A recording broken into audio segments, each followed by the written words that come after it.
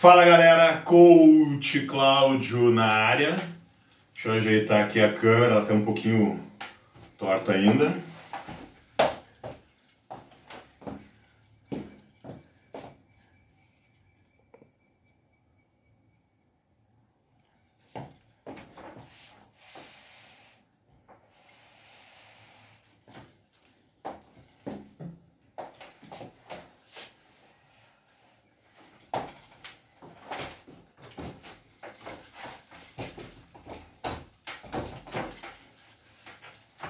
Fala galera, Coach Cláudio na área, beleza?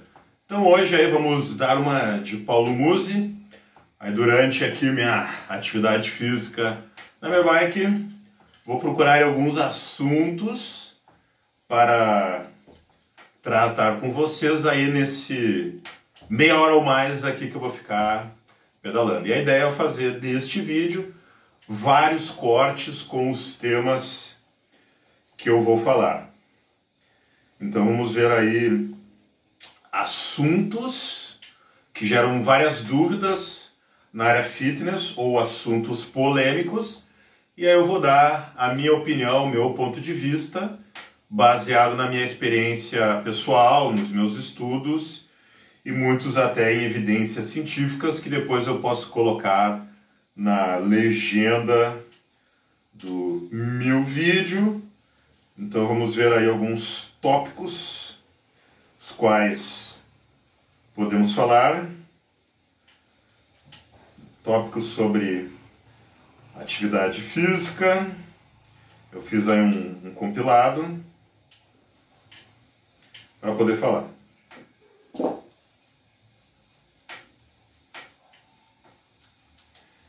Vamos ver o que eu tenho aqui.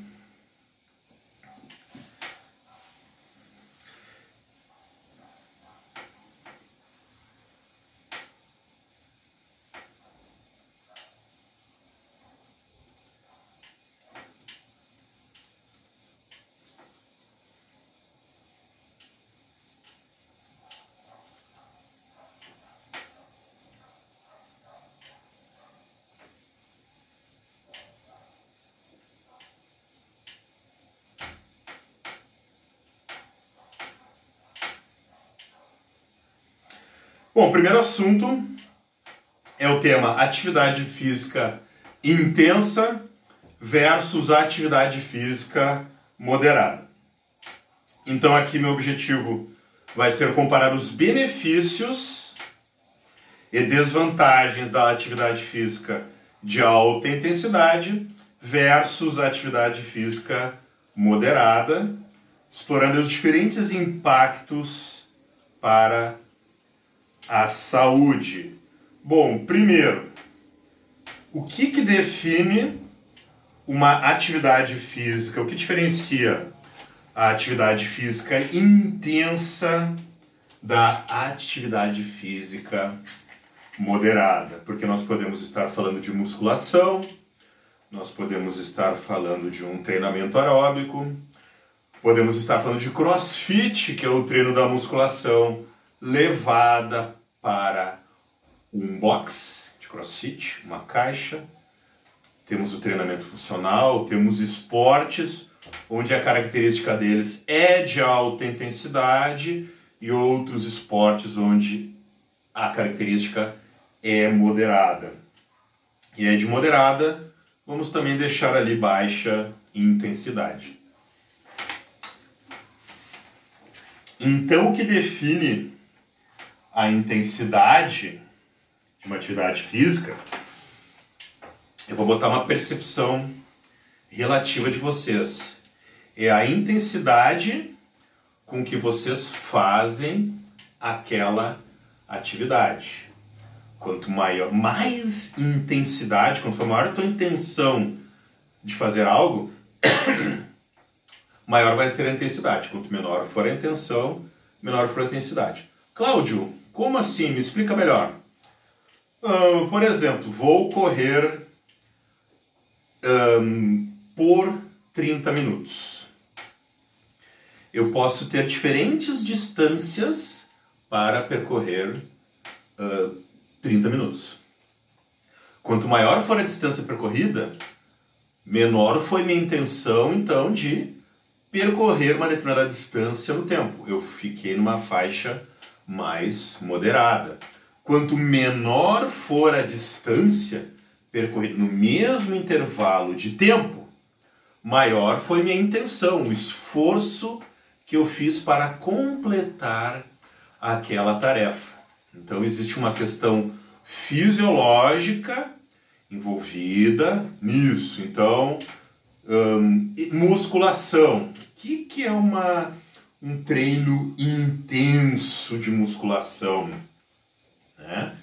É aquele treino, por exemplo, onde eu tenho uma carga, um peso para elevá-lo, e aí a intenção com que eu executo as repetições. Então, se eu fizer mais repetições com aquele peso, o treino foi mais intenso. Se eu fizer menos repetições com aquele peso, o treino foi menos intenso. Ou, digamos, eu faço a mesma quantidade de repetições num treino que é para ser intenso no que outro moderado, mas, por exemplo, o meu intervalo de descanso entre as séries é menor ou maior. Quando for menor, o teu treino está sendo mais intenso.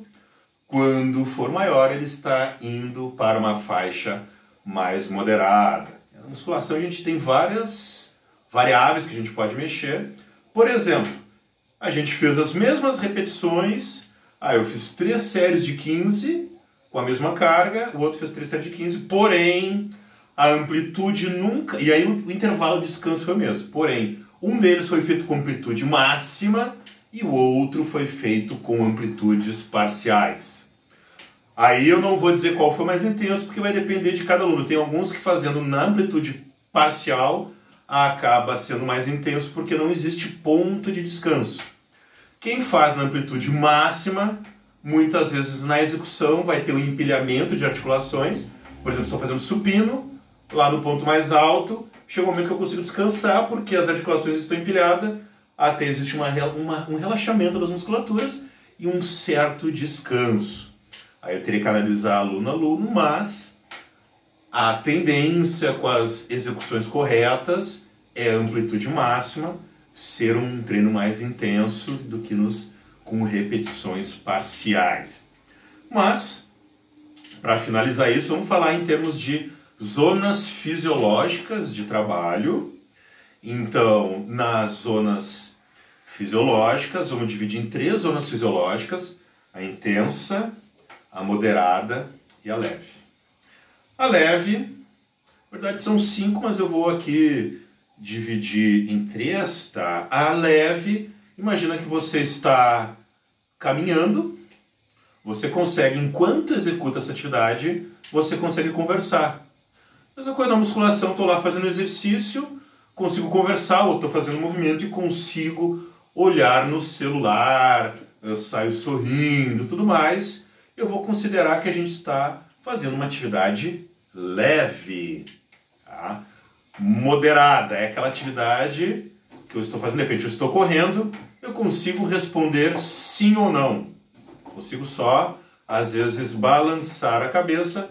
Vamos dizer que isso é a nossa intensidade moderada. E alta intensidade, eu não consigo falar nada e só fico ofegante. Certo? Então, aí espero que com esses exemplos vocês consigam imaginar em que zona, se vocês fazem o treino de vocês intenso, se vocês fazem moderado, ou se vocês estão lá no leve, no fofo, por assim dizer. Bom, quais são as vantagens e as desvantagens de cada um deles? Vai depender dos objetivos. Se nós temos objetivos mais voltados para o desporto, o ideal é trabalhar periodizado essas várias faixas de esforço. Num período básico, onde eu tenho que ter volume, é mais comum trabalhar lá do leve para o moderado, e na nossa periodização é onde eu tenho mais tempo utilizado. Nas fases finais de preparação, eu vou mais para as faixas intensas. O trabalho fica mais intenso, mais específico e mais próximo do que vai ser numa competição, onde ali eu tenho que ter a máxima intenção de executar um determinado esforço para completar a tarefa. Se for uma maratona, eu vou ter que, naquela distância, dar o máximo esforço, a máxima intenção para completar no menor tempo. No CrossFit, às vezes as tarefas são por rounds e tempo, então naquele tempo eu tenho que executar aquela tarefa o maior número de vezes. No powerlift, eu tenho que, em um movimento, levantar a maior carga. A minha maior intenção é levantar maior carga no movimento, no levantamento de peso olímpico também. E aí vejam que, dependendo do esporte, algumas faixas de treinamento, elas podem ter menos importância. Numa maratona, leve para moderado, tem mais importância do que aqueles trabalhos muito intensos. Porque numa maratona eu vou ter que saber dosar a minha energia ao longo de todo o percurso. Se eu começar muito intenso, eu não consigo chegar no final. Então, até mesmo dentro da maratona, pode ser que existam todas as faixas. Vai ter lá, talvez, o começo que seja leve, uma faixa intermediária que seja moderada e o final ele seja intenso. Então, vejam que vantagens e desvantagens depende. Para a saúde.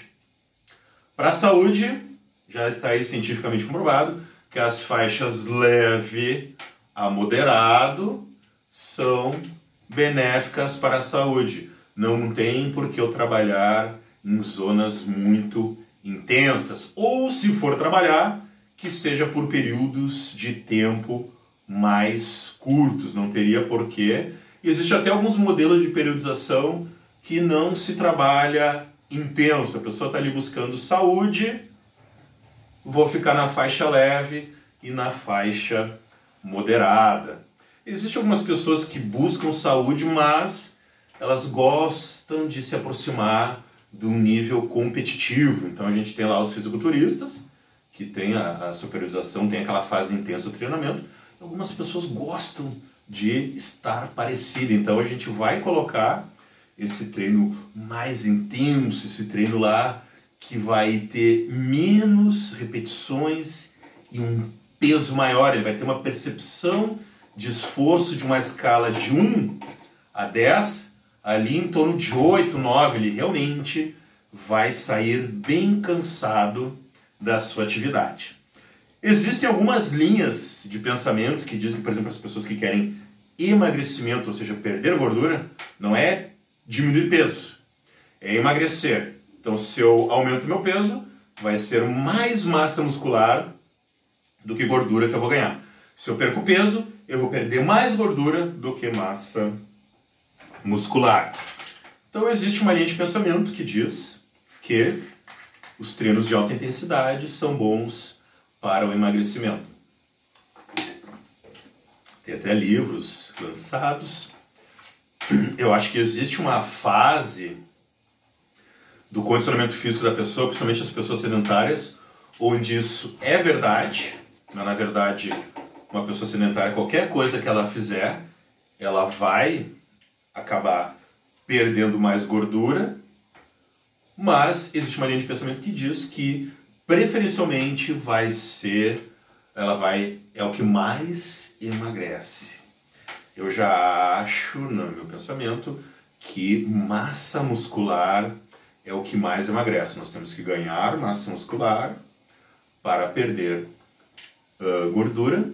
E aí os trabalhos leves a moderados estão ok para esse objetivo.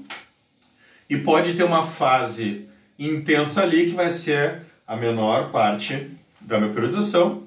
Mas, por exemplo, dependendo do aluno, se já é um aluno da melhor idade, um aluno iniciante, não tem por que, fisiologicamente falando, eu trabalhar nessas faixas. Agora, aluno intermediário a avançado, faço os trabalhos intensos para ter o máximo de benefícios fisiológicos desse tipo de trabalho.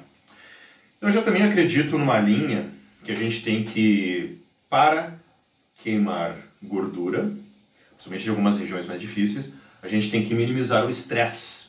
Os trabalhos muito intensos, eles normalmente levam o organismo a um estresse metabólico, que pode ser que algumas gorduras a gente tenha mais dificuldades de queimar, e aí que vem os trabalhos de longa duração, os leves, né? O tema do vídeo é moderado, vezes intenso, eu coloquei junto do moderado o leve, porque os trabalhos de longa duração, eles ensinam o nosso organismo a queimar gordura. Nosso organismo, ele parece que é preparado para queimar mais glicogênio. Então, com os trabalhos de longa duração, geralmente a gente usa mais no período de base de um treinamento, o nome dele é bem sugestivo, o período de base, eles ensinam o nosso organismo a queimar gordura. E aí, quando eu vou, por exemplo, para um trabalho de musculação, eu consigo, por exemplo, se o intervalo é de 1 minuto, eu consigo nesse 1 minuto descansar, recuperar e, inclusive, queimar gordura durante esse descanso. E eu consigo ter um trabalho de musculação muito mais intenso, me aproveitando do trabalho moderado. Então, minha resposta é: vantagens e desvantagens. Eu acho que só tem desvantagens se eles forem usados separadamente. Lógico, eles têm desvantagens e tem algumas vantagens, mas se eles forem usados em combinação, tentando atingir os seus objetivos, o qual o profissional de educação física obtém pela anamnese, eu só vejo vantagens na utilização dos dois. O que vai depender, vai variar é a dosagem de cada um deles, o qual o profissional de educação física é completamente capacitado para isso. Pessoal, dúvidas? Comentem, peço aí para vocês o like e me segue para mais dicas. Beijo, Paulo Musi, te cuida.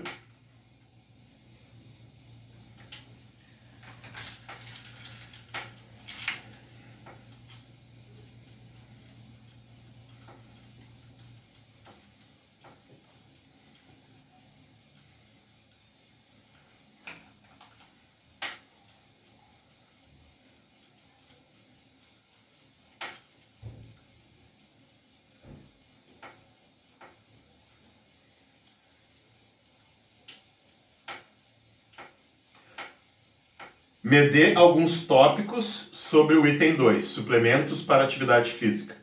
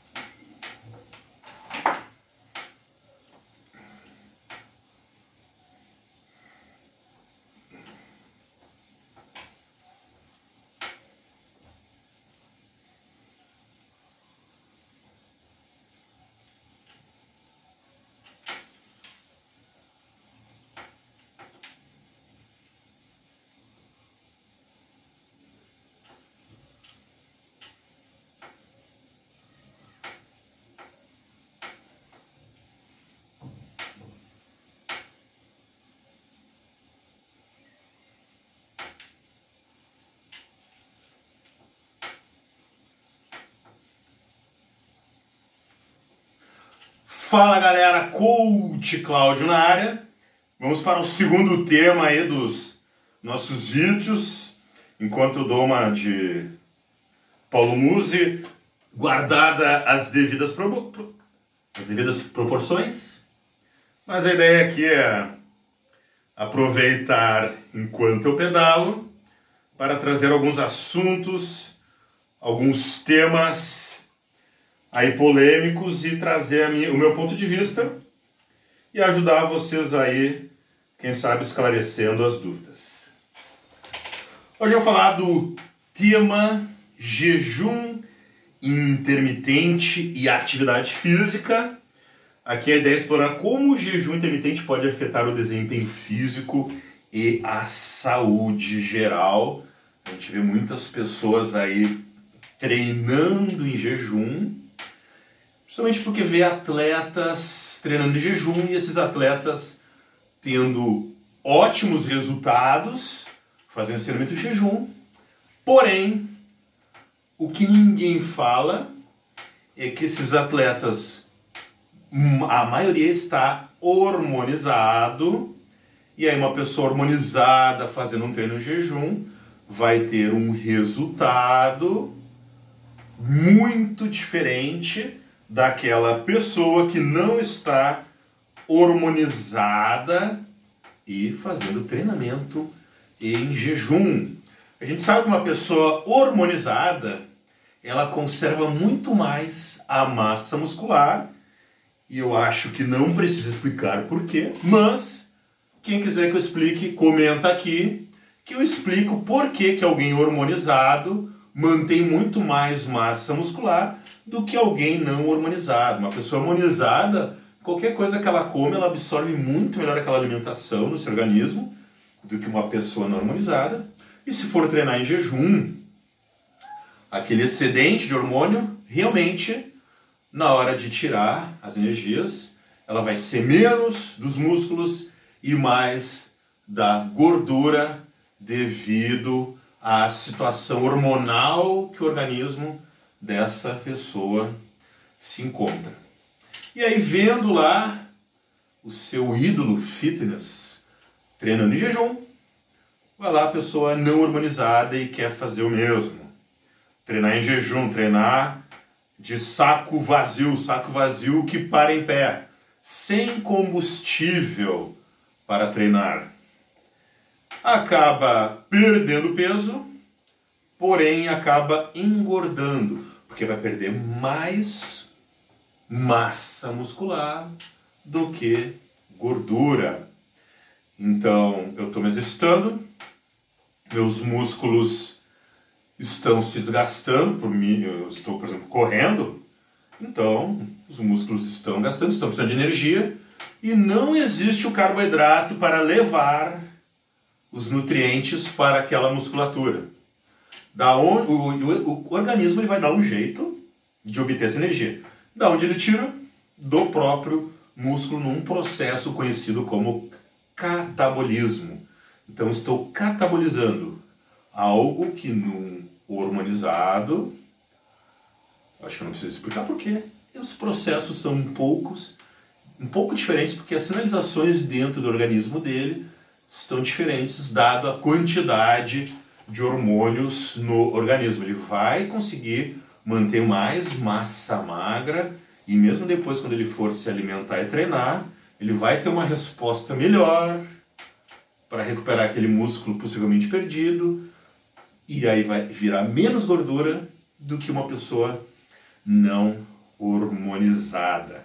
Lembrando que tudo isso é um ponto de vista meu, baseado em cursos, leituras, fisiologia, entre outras coisas. E observação das pessoas que fazem treinamento de jejum são hormonizadas e das que não são hormonizadas.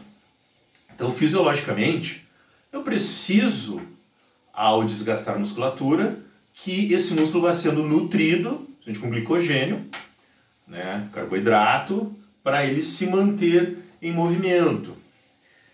E as proteínas, né, o glicogênio, o carboidrato, ele é responsável por levar os devidos nutrientes ao nosso músculo. Então, jejum intermitente significa que eu não vou estar adequadamente alimentado para a necessidade calórica que eu preciso.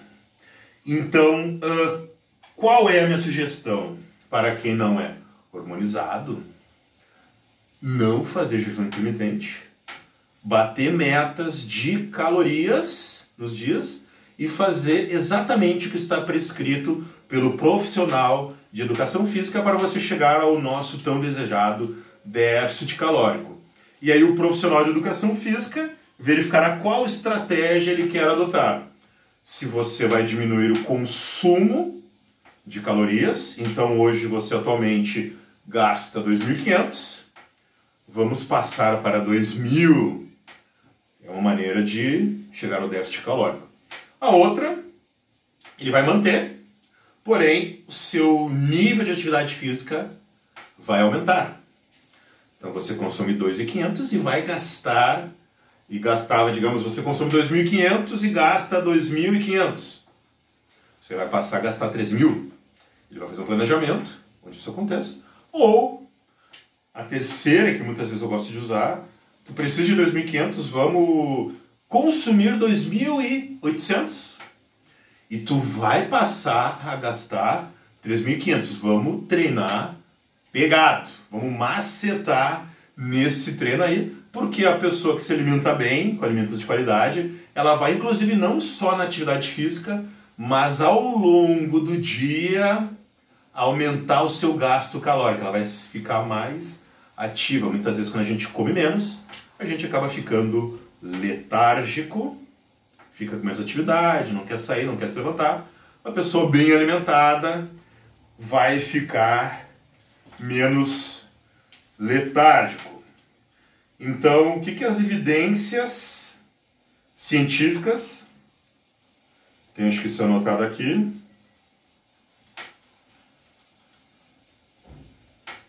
falam sobre jejum intermitente.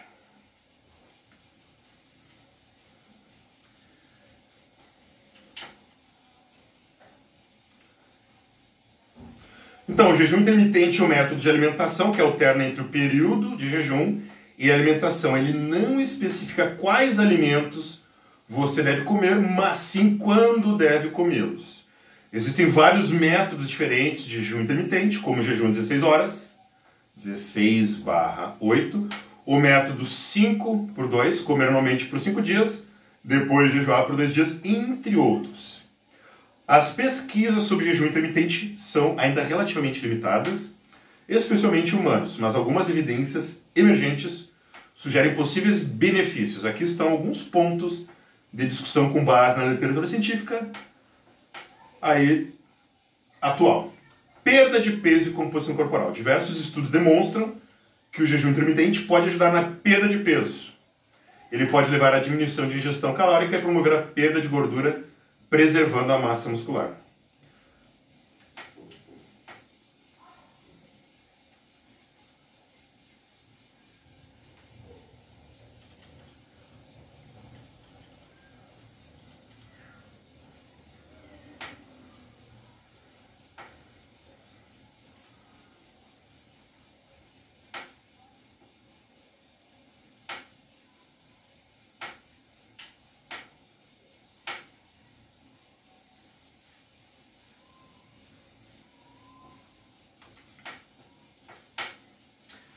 Então, o que as evidências falam? Então, o jejum intermitente é uma abordagem de dieta que ganhou muita popularidade, mas, como qualquer outro plano de dieta, pode não ser eficaz ou apropriado para todos. Esse é o grande ponto. Aqui são alguns pontos a considerar baseados nas pesquisas existentes. Adesão à dieta. Um desafio comum a muitos planos de dieta, incluindo o jejum intermitente, é a adesão a longo prazo. Algumas pessoas podem achar difícil manter períodos regulares de jejum ao longo do tempo, o que limita a eficácia da dieta. Efeitos colaterais potenciais. Algumas pessoas podem experimentar efeitos colaterais negativos com o jejum intermitente, como fome, irritabilidade, diminuição de energia e dificuldade de concentração. Esses efeitos podem tornar difícil a manutenção da dieta a longo prazo. Impacto no metabolismo.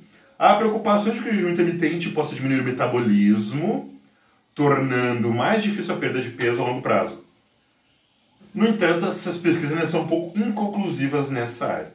Impacto no desempenho do exercício. O jejum intermitente pode afetar o desempenho do exercício, especialmente se o exercício é realizado durante os períodos de jejum. Riscos para certas populações. O jejum intermitente não é apropriado para todas as pessoas. Pode ser arriscado para pessoas com certas condições médicas, como diabetes, ou para pessoas com histórico de transtornos alimentares. Também não é geralmente recomendado para mulheres grávidas ou em amamentação. Diferenças individuais. Como todas as dietas, o jejum intermitente pode funcionar bem para algumas pessoas e não também para as outras. Há diferenças individuais em genética, estilo de vida, atividade física e preferências alimentares, podem todas afetar a eficácia do jejum intermitente. Qualidade da dieta. O jejum intermitente não dá orientações sobre o que comer durante os períodos de alimentação. Portanto, é possível manter uma dieta pobre em nutrientes enquanto segue um padrão de jejum intermitente. A qualidade da dieta continua sendo um componente crítico da saúde geral e do controle de peso. E vamos ver aí a eficácia do jejum intermitente para pessoas hormonizadas.